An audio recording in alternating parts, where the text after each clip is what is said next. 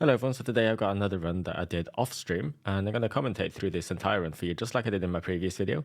So this is one of the two keys that we timed while I was offline, and who knows, maybe I play a little bit better when I'm not streaming and distracted by the chat. Anyway, it begins. So it's my responsibility here to kick this Earthcaller first just to help it walk in ASAP. We're gathering up this dragon here and also this patrol here. Kick. And I'm not going to send any cooldowns here at the start because I want to line of sight this Umbral Wind first and also make sure I don't die to the swirlies. Once the AoE has happened, that's when I start setting up. My Trinket Orb is there, so I go and pick it up and then send all my cooldowns while I'm doing that as well. Kick. Kick.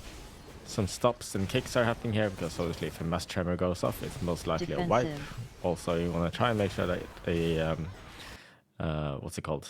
The bolts don't go off because they can also kill people. So the dragon is casting the big AoE here. I pre-used Enrage Regen and Defensive Stance, so I can just stay instead of line of sighting. I know that I can survive that on a 15 with those stacked defensives. Maybe I should not have used beam for this. And that's left over, and my cooldowns are gone as well. That would attack really fast actually. That's much faster than usual for us. Careful here, I don't have beam. This pack I don't have cooldowns, but the one after I should. So I set focus on this Earthcaller here so I can kick it easily. Kick. I do have separate binds for set focus and kick focus and normal kick as well, so maybe using more binds than I need to for that, because you can do like all-in-one binds, but I'm used to that at this point. Looks like I'm calling the kicks here as well. And I've turned myself down in the VOD as well so that you can hear me, present me, more easily than past me. I think that was a slight problem in the previous video that I did in Mists. When I was listening back to it, it was kind of hard to hear what I was saying when the VOD me was talking at the same time. Let's see. So here we're going to pull this pack on the left as well as the patrol on the right. Orange important. And I call that I'm going to do the important kick, which is the mass tremor on the orange here. Which is something I do, and that was an accidental leap. All good. So I've done my kick, and I'm sending my cooldowns here. And I'm playing Odin's Fury, Reckless Abandon. That build, I can link in the description, I suppose, but it's the same build that I've been playing the last 3 Fury videos. Kick.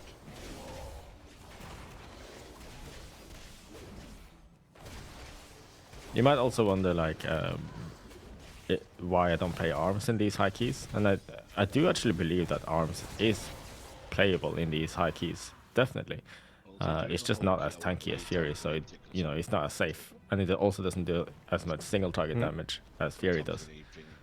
What I do think that the damage potential on Fury, on Arms is probably the same or maybe even higher, just because you can do more consistent AoE, more uncapped AoE as well.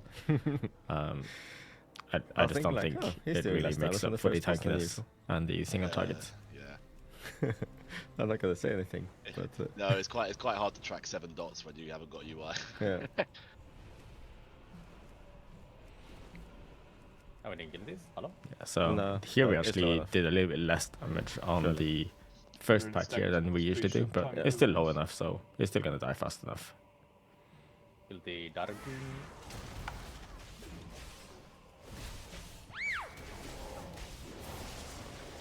Shame that one of us actually has to tank the dragon debuff there. It actually hurt quite a lot. It's triple pull here, right? Yeah, so here's a triple pull that is quite normal at this point. Many high key pushers are doing this now, pulling these 3 casters, the bridge pack, and as well as this dragon. It's good percentage. I actually missed the spell effect there. You know this Twilight Flame? Here. That one can be reflected or deflected at least, so you don't have to deal with the debuff or the damage at all. Here I'm going to send all my defensive, D-stance, spell effect, and enrage regen, charge back in again, just to tank the dragon knockback. It's just because I was in the middle of damage cooldowns that I wanted to commit my defensive, so I could stay on the offensive. Now that my cooldowns are gone, when this knockback comes through, I'm gonna line behind this bridge pillar thing. We can chain this question mark if you guys follow. Yeah. Alpha wants to chain this because we can. Another knockback, and I got the effects. Let's go. You can see here on the nameplate cooldown that the knockback is not going to happen before it dies, basically. So we're safe to move on to the next pack, as long as we killed it on the way. Alpha nearly dies to the Rive debuff on those overseers. It's a nasty debuff.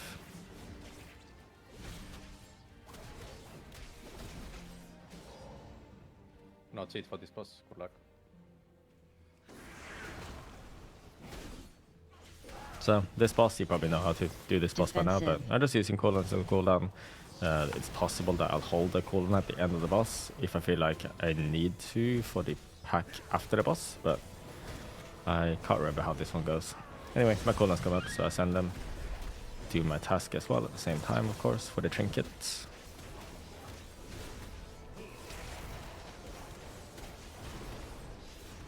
That was a nice dragon line spawn there. We didn't have to move very far at all. But with the full melee comp, I don't feel like we lose that much when we have to move far anyway. I suppose it's probably hardest for the tank. Because he wants to try and stay on target and move the boss at the same time. If he doesn't stay on target, then he probably dies to the bleed that the boss puts in him. So, yeah, I've seen Alpha die a few times on this boss. Because of the massive pressure that he's under from the boss bleeds.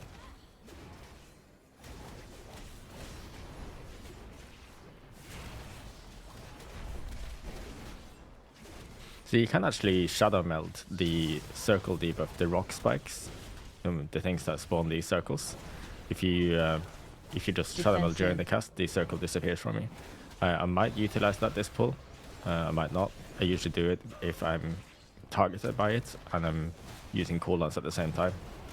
Like when I'm not in the middle of cooldowns, I'm happy to move away and drop them in a good spot. And as you probably know, they knock you forward, so I like to drop it somewhere and then maybe let myself get knocked sideways so that I can still charge the boss immediately after I get knocked. So using my cooldowns on the move here, it doesn't really matter. Oh, I actually used it there, yeah, see here. Rock spike targeted on me, and I'm in the middle of cooldowns, so I just shadow meld and the circle is gone. Nothing happens to me. With this cooldown timing, actually, this it's gonna line up perfectly. The next set of cooldowns is pretty much gonna line up perfectly with the next pack, I think. Or I might have my cooldowns ready at the very end of this fight. So yeah, this definitely works out nicely for me. Oh, I don't know if it's ever useful if you already know, Tyler, but you can vanish, or at least you can shadow meld the circles. Okay. I haven't played, that's good to know. Defensive. I just told Tyler about the shadow meld thing, just in case he didn't know. The circle.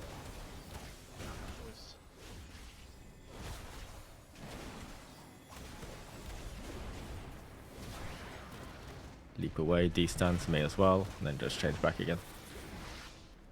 It's not like I'm doing any DPS while I'm off the boss, so can just swap to D-stance for a couple of seconds.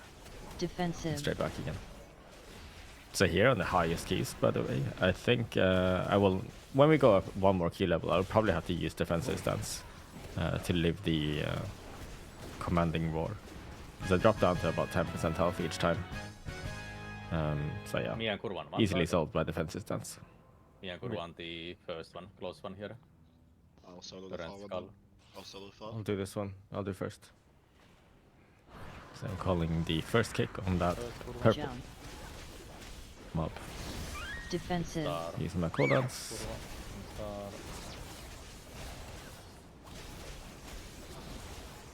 I tied him. And a lot of people do ask at this point, like, when I'm hitting mobs here at the start of that pull, you notice I wasn't pressing Bloodthirst at all. You should probably know this by now. Most of you probably do, but during Ravager via the Unhinged talent is casting Bloodthirst for you, or Bloodbaths, depending on which one is active. Defensive. So you don't need to press that button during your cooldowns, or while Ravager is up anyway.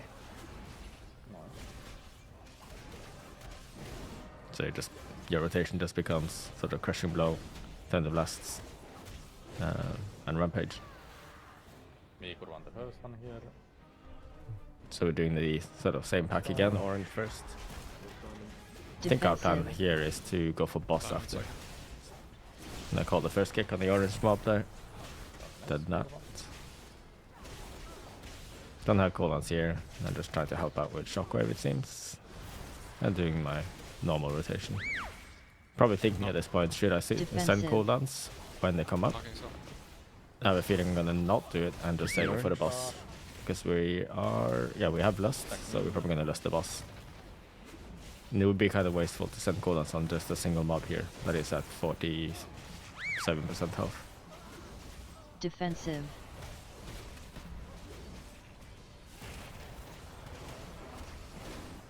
Have CDs. Are we going boss? Yep, boss is you have your ult. Right. Remember we don't pull the side here. On boss there cooldowns for Defensive. the overlap with debuffs plus the AoE. So Laren was saying there that we need to use gonna get the scary defensives when the boss is pulsing AoE, and you also get the lava pool debuff. So popping Lust here, popping all my cooldowns. Should do some really good single target here with all that. Bait frontal.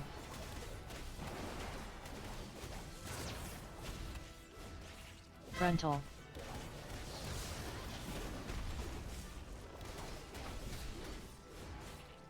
And we always bait the frontal, Defensive. obviously, so that it uses as little space as possible. Probably could have baited it out here, but it doesn't really matter. We're moving towards the next trash pack.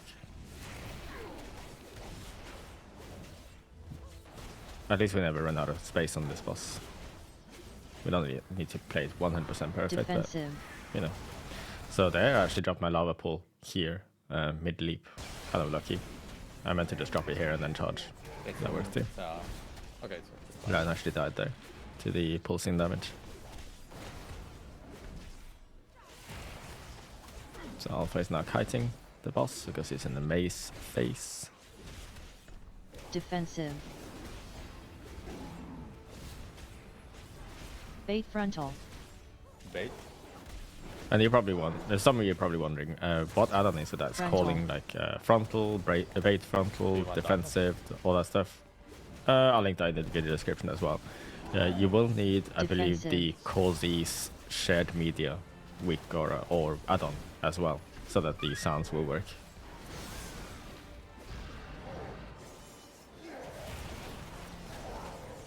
Because the Dungeon Weak Aura uses the sounds from that pack. You can rally.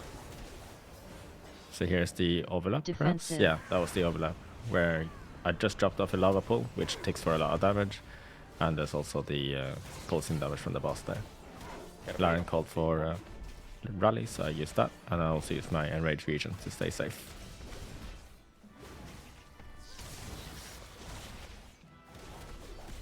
Defensive. Bait frontal. I went defensive stance and spell effect and in pending victory there, because I felt I was dropping quite low. Frontal. I don't have stuff, but maybe you want to do it with swords. Defensive. So what I was saying there was, do you want to chain pull the boss into the next pack? Because that's something that we sometimes do, but Just a scary one. didn't feel right to do it this time. You know, with a Molten Flurry coming up on the tank here, and with the mace coming up as well, it would just get very messy if we get this pulsing damage and also the mace. Mikor one Nope. first here. Action So mana. we decided not to do that. They can pull. Yeah, Mikor first one here. It's star. So we're going for this pack now. Diamond first meet. Defensive. I call my kick again, and here are my cooldowns as they come up.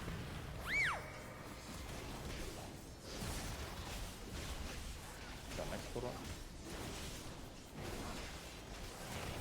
Fun. That one goes through. Okay. Nice. Defensive. I'm big for this hit. The Lava Fist does a lot of damage on the tank here. It happens every time the giant does the stomp. So he does a stomp into a Lava Fist. I've not been Defensive. brave enough to do a taunt after the after the stomp yet, because you can taunt it and spell deflect it, so that the tank doesn't have to deal with that Are you damage. gonna do this pull here? But, Last time we died. Yeah, I don't know if Maybe, but the wasn't involved, giant he doesn't have auto attacks so- between the stomp and the fist. So I don't I'll have try that at CDs some point. for 30 seconds. Yep. So I'm just saying I don't Okay, have then cooldowns here, let's not so pull the mini boss with Alpha's this gonna pack. We adjust just and want do to a slightly smaller pull than usual. And then we can do mini boss plus. Yeah. Okay. Yeah. I'll go up to there. You can also desync the curses because it's a cast. And we do only have one curse dispel here, so we have to be really careful with these warlocks. We can't pull as many warlocks as some other groups might be able to, because we only have that one curse dispel. And the healing absorbed from that curse is really big. I shadow melded to cancel some casts on me there. Reflecting that. I called the reflect, but it got kicked by someone. As per usual. Now my cooldowns are ready. Stuff here. No. I think he's just pulling these. You can still focus the casters, I guess. At least one warlock, maybe orange. Lava bend is obviously really scary, so can't pull as big when you got those to deal with.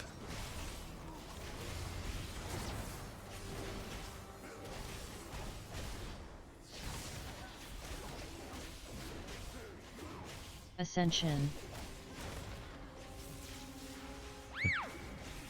I tried to Stormbolt to stop the Begala there, but I think I missed. It was a lazy Stormbolt because I just assumed that the Begala would get hit because of the triple Stormbolt talent that you get from Mountain Thane, but I think it hit every single mob except for that one. Either that or it was the yard, but I think it's the former. Need to start slow. Yep. So the Enforcer hits really hard on the tank, and he accelerates, he builds up haste as well as he attacks the tank. So that's why they become big and start attacking really, really fast if the pull lasts for a while. So I kicked that Warlock just to get it in. I did have the opportunity to spell effects, but I felt it was just better to get it in ASAP. Don't have cooldowns here, so my damage is not going to be anything impressive. I do a stun on that channel that was going off on Curva. Mouths over kick, because I didn't set the focus. I have stuff, but okay, I'm just gonna send. Still don't know if that was the correct thing to do. So I got targeted by the stun there. I shadow melded. I got retargeted by the same stun. It is what it is. But yeah, the mobs were on like 30 to 40% health there, and I kind of reluctantly sent my cooldowns there. I think it was the right thing to do. I think it was. Because otherwise I would have just sent it here on 3 mobs, and I would have just probably pushed this lava bender down to 50% fast, and then probably my cooldowns would have ended around that time, around 30% or so probably. So it wouldn't have helped that much, probably. And then by doing that, I will have my cooldowns back for the next pack anyway. Ascension. I think. Or early on in the next pack anyway. I'll give Star next.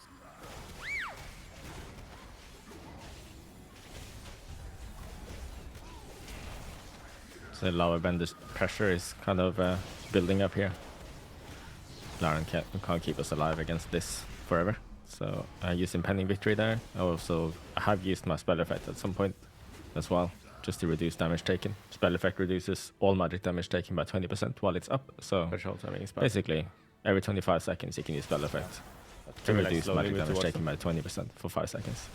Um, So here I'm hoping that Alpha sure, can but we like got this pull back these on into the the next side pack. of it, But Yeah. I'll kick over Yeah. next. I don't think he can.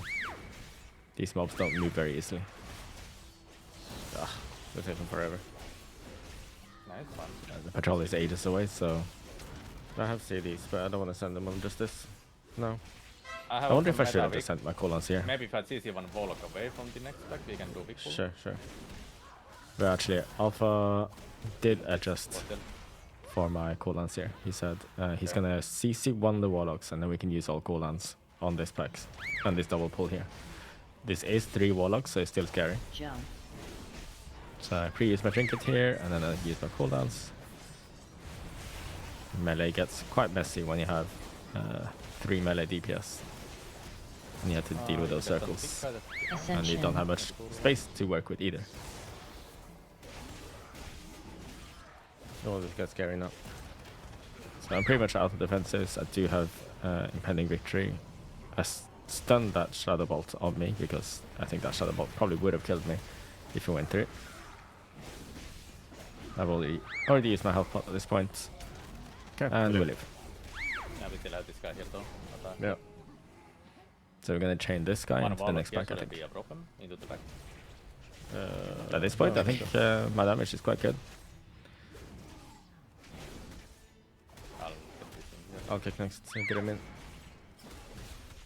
I don't think our overalls are ever impressive compared to the actual, top specs. Other than the rogue, I don't think we have any top tier specs here. Oh, okay, actually, I lie. We have the Resto Shaman, which is top tier. But I think the most runs at the moment are using a Frost DK, an Enhancement Shaman, and Augmentation Evoker. I might be mistaken there, but that seems to be the meta comp right now. But there's plenty of other variations up there at the top. It's not like fully dominated like the good old god comps. Maybe you hold the lust until like from Dragonflights. I don't know, until the guy's on like 70% health, and then I'll pop CDs along with the lust. So our plan here is to lust on these 2. 70. 70, yeah. And I said, since we are lusting on these, can we hold the lust until the first lava vendor is on about 70%? No? Because then, the lust will last long enough for us to fully kill at least one of the lava benders and most of the second one too, and they will work really well for my cooldowns. Ascension. And I think it was a good call because there's a slight overlap here now, but the first lava bender dies really fast like this. Second one also dies really fast, and it just dies really smoothly before things go out of control. Because the double lava bender pull easily can go out of control. As you can see there, everyone almost died. Well, people almost died at that point, and it was a really short pull. So there is a strat on this boss where you go to the sort of left side here, where my mouse is, and you just pull the dragon into an alcove there, and the ads will just always spawn directly under the boss. We've tried that, and it just didn't really feel like good for us. I don't know if we're missing something from the strat or what, but we haven't bothered looking it up and why exactly and how exactly they deal with the ads so quickly. Because every time we tried it, it just took us forever to kill the ads because nobody could reach the ads. Might have something to do with like stunning them with a long stun before they start fixating. I don't know. But we just kill it in a normal way with our triple melee comp. Does mean moving around a lot and dodging a lot. But it's fine. So I'm using my cooldowns here on the boss, which is on the dragon part of the boss, which is obviously the hardest part. Fixated. Defensive. So that one is fixating on me. I'm looking for a targeted charge. I'm going to charge to this one just to cancel the knockback. Frontal soon. I do use a defensive stance and spell effect to reduce my damage taken from the knockback, because the knockback hits really hard. And we move away from the tornadoes.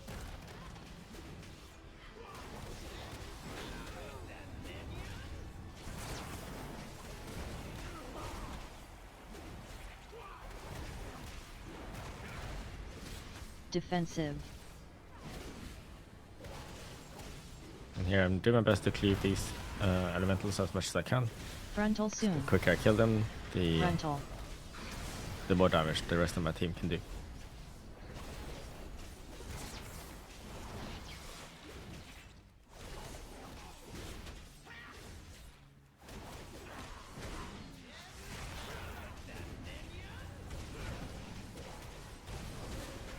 This boss feels like it takes forever. Probably because it kind of does. But especially for Defensive. us, when we're... Fixated.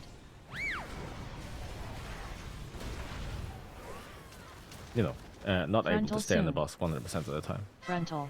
I felt like that thing was running fast at me, and look, I just cannot hit anything while it's blocking me from hitting the Jump. boss like that. And I actually walk into one of those tornadoes and nearly die for it. That was actually trinket related, because I had to use jumps to activate it, but I jumped way too far. So I'm waiting for both of those to spawn, so I can try and get a Thunderclap, a Thunder Blast, and Odin's Fury on them before they even start fixating. They didn't fixate, so Frontal I could go soon. straight in and continue Frontal. cleaving them. I think this was the this was the dungeon where I completely zoned out for a second and forgot to stay away from the mobs when they're about to fixate. And I just luck out a lot. The key could have died. Yeah, I'm pretty sure this is the one. Is it here? Defensive. Yeah. Here. If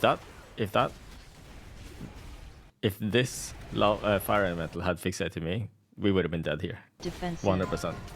Fixated. Oh shit.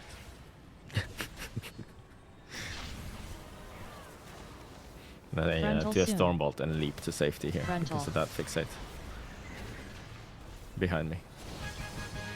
Yeah, there we go. Boss down. We have 9 minutes left. Like 5 here. We feel like we're gonna... at this point, I feel like we have enough time.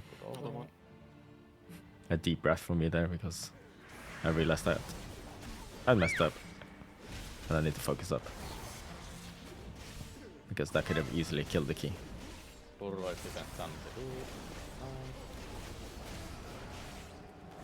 So I do just use my cooldowns here as they come up.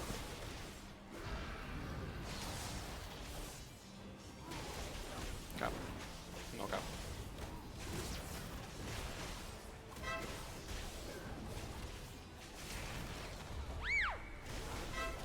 So next up is a part of the dungeon where our damage profile is pretty bad, or cooldown profile is pretty bad. At least when it comes to the damage on the details. You cannot hit this. I suppose the damage on the small hatchlings here doesn't really matter, because the faster you kill the corruptors, the faster you can move forward. Same story here. So, in a sense, hatchling damage is just pad. Maybe I'm just coping a little bit here. But yeah, the damage on the hatchling isn't really going to be what allows you to move forward here. It's killing the corruptors that does. So, yeah, don't mind me and my tank DPS here. It's all good. I'm doing all ethical damage, not padding. Targeted. Perfect. Targeted. So I get targeted by a corruptor here. It's actually impossible to see, I think. Okay, so it targets me for a second. It's not impossible. Targeted. But it targets me for like half a second. And it's hard to tell whether it's on me or not. But because I have the weak aura that tells me when I'm targeted by something, I can just Targeted. rely on that and use spell effect to reflect this corrupt. That corrupt damage. Sorry, that corrupt damage does not show up on details, but it definitely deals damage to itself. You can definitely see it chunking itself with the corrupt damage because it's channeling on itself.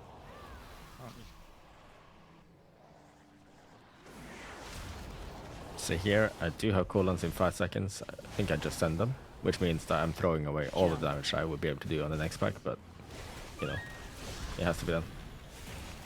It's about killing the corruptors, not the hatchlings.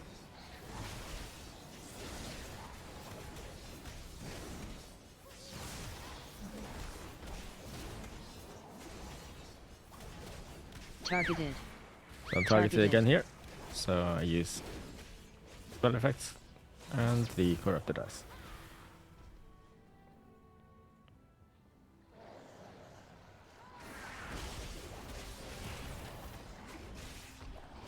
So at this point, we're probably gonna have about 5 minutes left when we kill the boss. When we kill this pack, which is plenty of time to kill the last boss, especially if we have last at the end.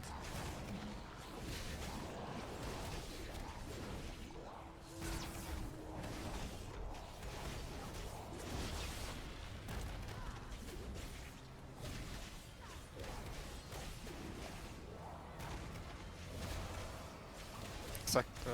No.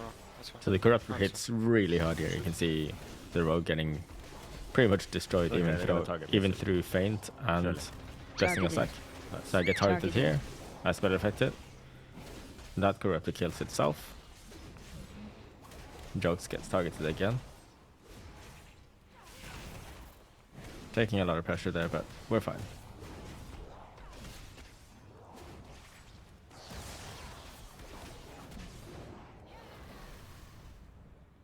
So yeah, tank DPS step up. on that pull, but Set hey, up 1 sec. it's fine. At least our boss DPS is gonna be good. I'm good.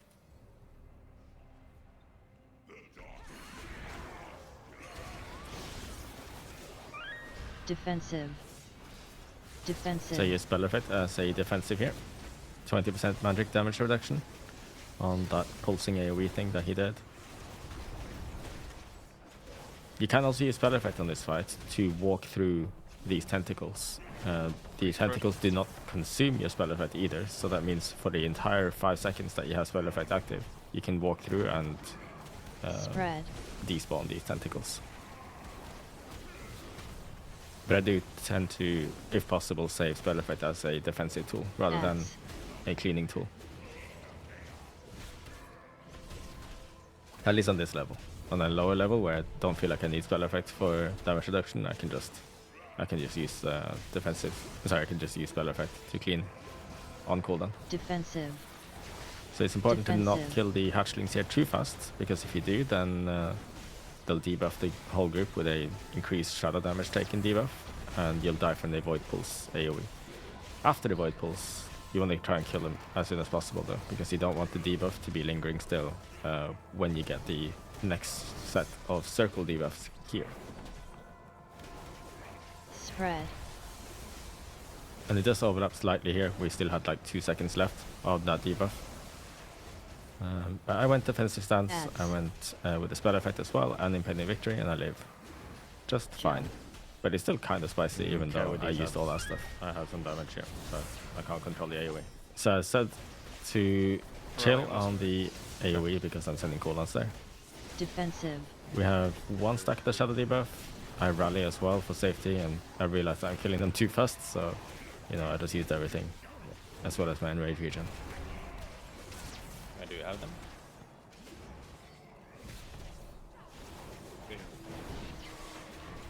So I'm looking for the safe spot as well here, but Alpha finds it fine himself. I'm gonna clear a bit. So I told him I'm gonna go clear a bit, Okay. and Got some. Kirva also had the same idea. I didn't get punished though. I didn't get a circle debuff, so all good. Was that a pre-bubble If and it- debuff here? Yeah. I think so. If I did get the debuff there, I would have just immediately gone D-stance and used the impending victory to heal myself as well to help out. 20 years for them.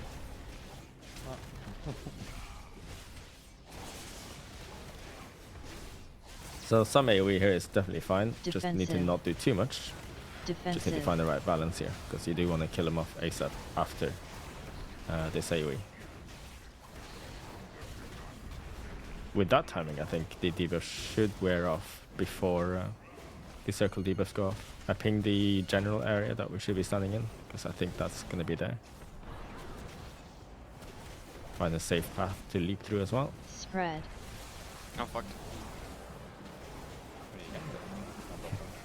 I wasn't sure if I could save Laren there by reflecting Ads. to cancel the tentacle that he was Jump. grabbed by. Kill boss here.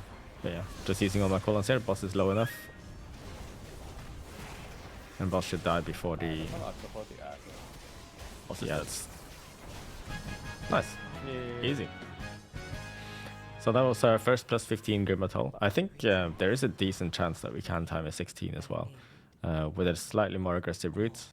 We'll probably need to learn to kill the third boss as well with the other strategy where we tank the dragon near the the alcove, inside of the alcove, and melee just stands at max range and kills off the ads quickly when they spawn directly under the boss. That will save some time, and also we probably need to not do a route where we kill those 2 lava benders in front of them as well. But yeah, a 16 Grim Batol is definitely possible. Probably one of the harder 16s that we can do though.